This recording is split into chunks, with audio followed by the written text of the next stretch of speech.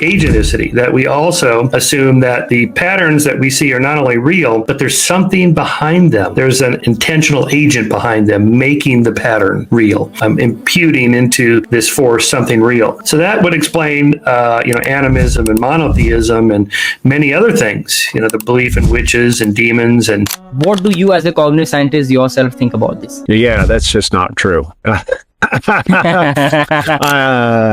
the best.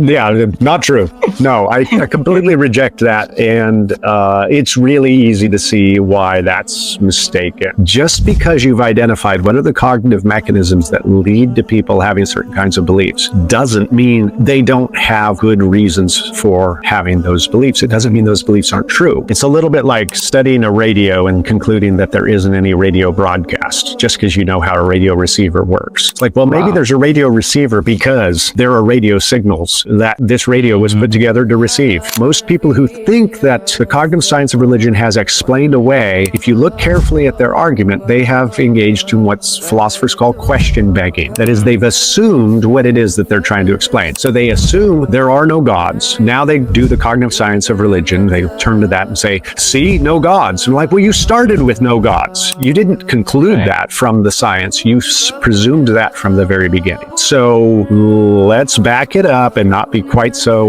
triumphalistic. Oh, you who are trying to explain away.